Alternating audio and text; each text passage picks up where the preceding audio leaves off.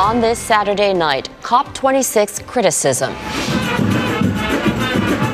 Environmentalists give the climate summit a fail. Canada's a laggard when it comes to climate change. Chaos at a rap concert featuring a Canadian. It was just like a suffocating feeling. The rush for the stage turns deadly, and the run to remember. 100 kilometers is honestly nothing. It pales in comparison to the sacrifices they've made. The Canadian hitting the pavement to honor veterans.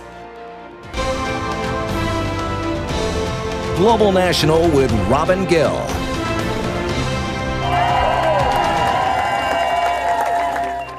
Hundreds of people gathered in downtown Montreal today to call on the federal government to do more to address the climate crisis.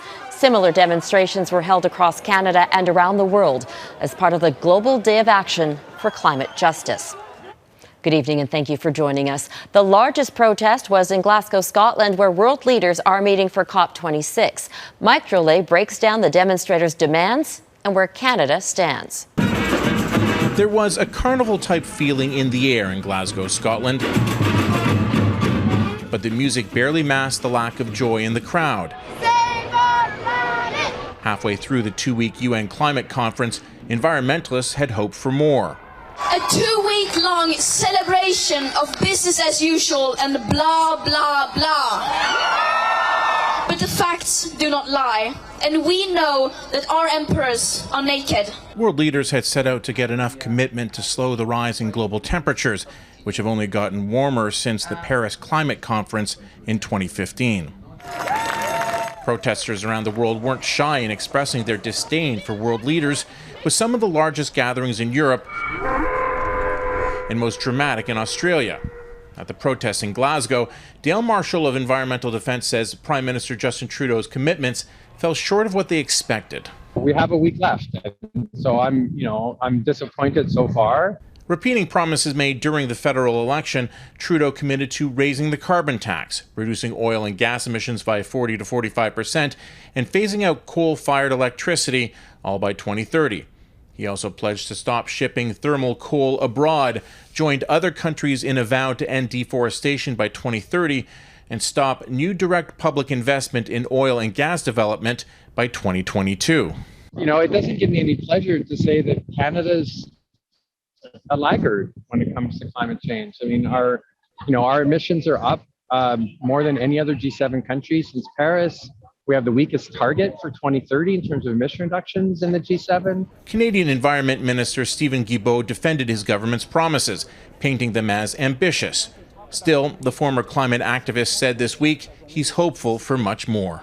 The world is watching, and as Sir David Attenborough said this morning, let's work together to turn this tragedy into triumph for the people and for the planet. The world is certainly watching. Mike Drolet, Global News, Toronto. Canada's new Defence Minister, Anita Anand, has been on the job for less than 2 weeks, but she's already made a major change to the way criminal cases of military sexual misconduct will be handled. Mercedes Stephenson spoke with the minister for this week's edition of the West Block. Mercedes. Robin, military police and prosecutors will no longer be allowed to investigate or prosecute allegations related to criminal sexual offenses like sexual assault. Instead, they will be transferred to civilian police and civilian courts. While that may be the case going forward, some survivors are wondering what it means for cases the military has already closed the book on. Will they also be turned over to be re-examined by civilian authorities? In an interview with the West Block, the defense minister says it's something to consider. Indeed, there are going to be a number of questions, such as the ones you raised just now, that we will have to take a look at in order to ensure that justice is served. And that is my overall goal here, that we have to make sure that the victims of sexual assault are able to access the most efficacious justice system possible, where their rights are going to be protected, where the procedural safeguards are going to be in place, and where we can be assured that they will have a fair hearing. There is still a laundry list of questions like when case transfers will begin and what will happen to non-criminal cases of alleged sexual misconduct in the Canadian Armed Forces. But for now, the new minister says this is an important start. I have identified this very important reform, which is incredibly significant for victims of sexual assault to be able to have their cases tried outside of the military justice system in a system that is going to be able to offer more experience and less conflict of interest, frankly, for the betterment not only of the victims themselves, but across the board in terms of the administration of justice. The minister's announcement is the first major concrete change the Liberal government has announced to the way the military does things since the sexual misconduct scandal broke. Robin? Mercedes Stevenson in Ottawa. And you can watch Mercedes' full interview with Canada's new Defence Minister tomorrow on the West Block, right here on Global. To the pandemic in Canada, where a number of people in Ontario are about to roll up their sleeves for a third time. Starting today, more vulnerable groups living in the province are now eligible to book their COVID-19 booster shots. Brittany Rosen looks at who's qualified. It is better to have this shot to protect others.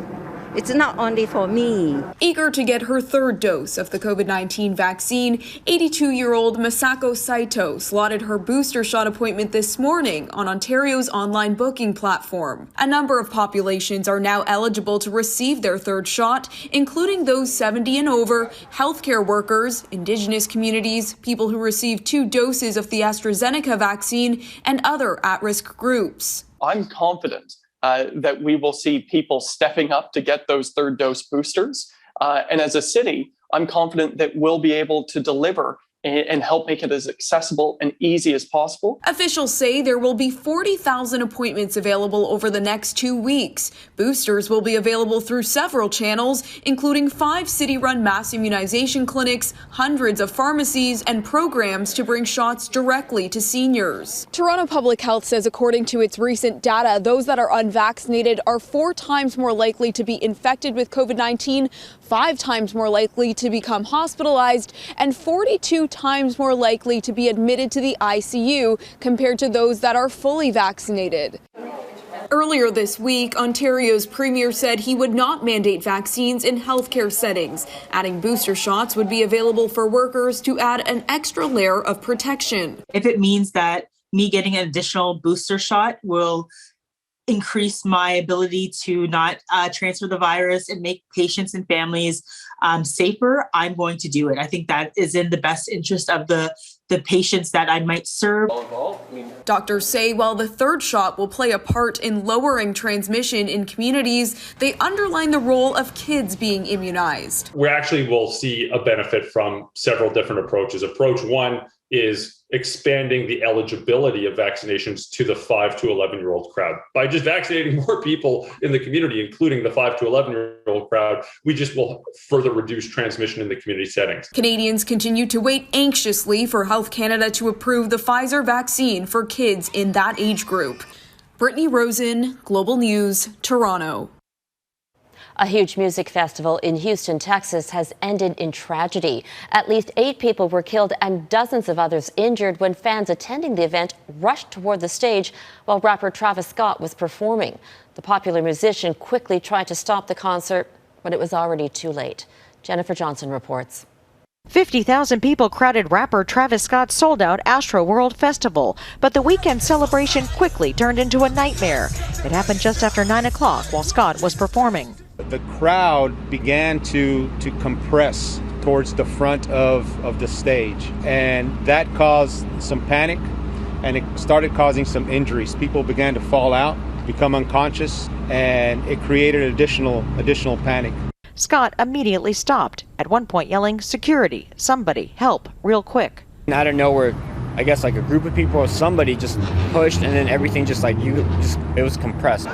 Medical teams at the festival were quickly overwhelmed. It was like the biggest mosh pit ever. Everybody was pushing and people were jumping barricades trying to get out. Scott has tweeted he is absolutely devastated by what took place while offering prayers for those impacted. I'm not aware of any incident of this kind that has taken place at any one of our special events, pretty much in the last, I would imagine, the last 40 years. There had been chaos earlier in the day as crowds rushed and broke through gates to get into the festival. But no one knows at this point why fans pressed toward the stage later that night.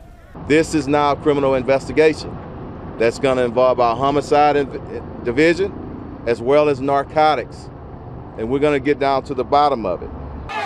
Scott is one of music's biggest young stars with 8 Grammy nominations. The 29-year-old Houston native founded this festival in 2018 and brought out Drake Friday night for a surprise performance.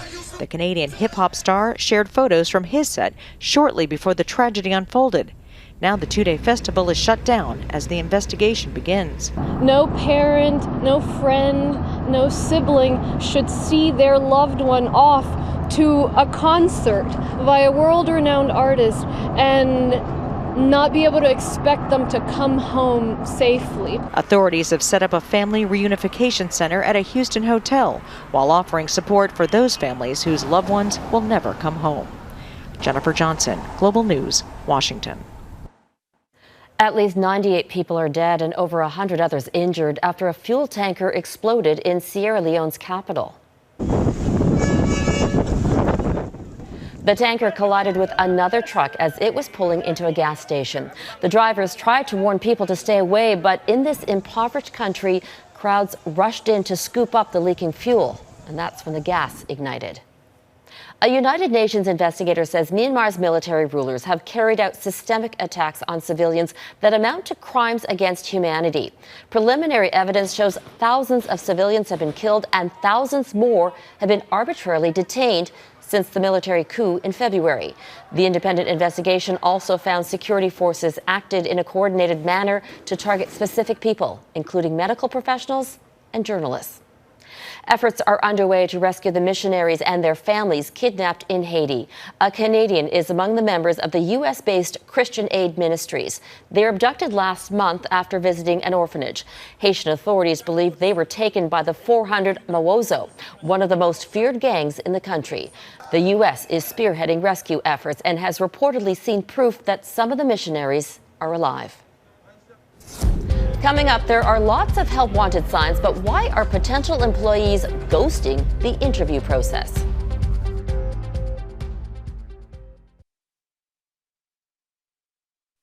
Businesses across the country are finding themselves in a tricky position. Their doors are open and there's money to be made, but the bosses are facing an uphill battle trying to find the staff to operate at full capacity. A recent Business Development Bank of Canada survey found 55% of entrepreneurs reported they're struggling to find workers, and some jobs are going unfilled for months. As Gaviola explains, there's a trend on the rise that's even more frustrating. It's being called a workers' economy, created by an abundance of help wanted and not enough help. That's leading to an alarming increase in prospective employees ghosting. It's pretty frustrating. We could get, say, 10 interviews confirmed via either email, phone, and then 2 show up. Jordan Rolota says his restaurant struggled to compete with government supports over the summer. The shortage has forced his establishments to cut back on hours at a time when revenue is desperately needed after more than a year of rolling restrictions. Somebody will want to harvest it. When they don't show up, it's quite hurtful. Not only is ghosting unprofessional, it's uncalled for, according to the CEO of a handful of restaurants, bars, and pubs in the Guelph area. Pre-pandemic, he says 10% of candidates would pull a no-show. These days, it's 1 in 3. Even worse is when we get through the process of actually hiring somebody, and there's times where people are just not shown up for the position. According to Deloitte Canada, more than 30% of Canadian businesses are reporting labor shortages. From the service industry to white-collar jobs, recruitment experts say this phenomenon is more common now, especially for low-wage positions, and spans many sectors competing for workers. We'll often call a candidate in the morning just to make sure they're ready. There's been no change. With COVID, things pop up out of nowhere. So we try and stay in frequent contact to prevent it. Recruiters attribute this behavior to many employment options available to workers. It's almost like they've shown their cards in advance And I appreciate that I'm not wasting my time investigating it. Despite time lost checking references or training a candidate, ghosting does seem to help weed out the bad apples, which is also valuable in this tight labor market. Anne Gaviola, Global News, Toronto. Aviation giant Boeing is settling another lawsuit over its 737 MAX jets. Shareholders sued the company for failing to address safety concerns. Boeing's board of directors has now agreed to pay more than $237 million and appoint a new member with aviation safety experience. In 2018 and 2019, two separate 737 MAX crashes killed 346 people. This year, Boeing agreed to a $2.5 billion settlement with the U.S. to avoid criminal prosecution for misleading regulators about the jet's safety. Up next, 100 kilometers and zero doubts in honor of those who paid the ultimate sacrifice.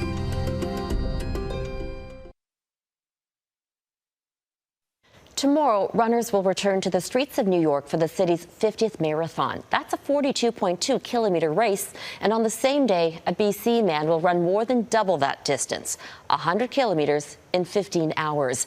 As Romina Day explains, he's using his feet to fight for a cause that's close to his heart. D-Day fast approaching. Sachin Lati on the brink of embarking on his greatest challenge. I've hated it most of my life, actually. Running even 5K, a struggle for Lati when he started training a year ago. The CBSA officer now ready for 100 kilometers, more than 2 marathons in under 15 hours. 100 kilometers is honestly nothing. It pales in comparison to the sacrifices they've made.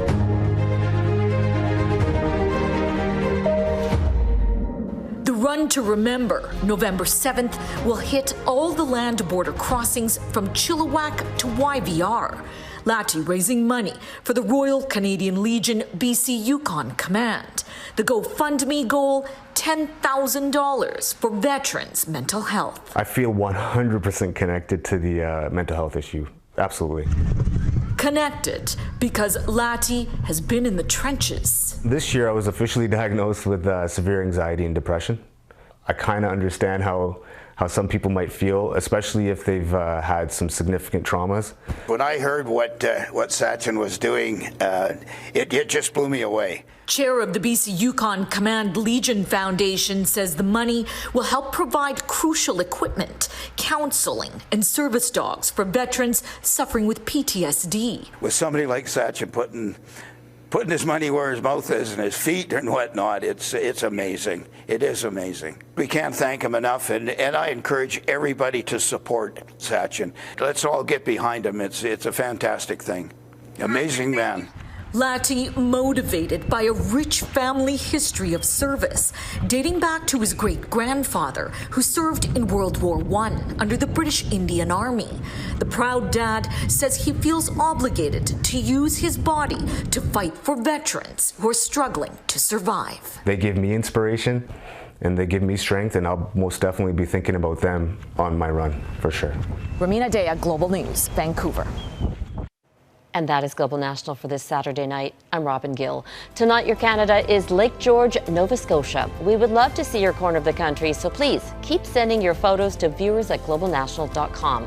Thank you for watching, and I'll see you back here tomorrow. Have a great night. And remember, if you live in an area that has daylight saving time, tonight's the night to set back your clocks.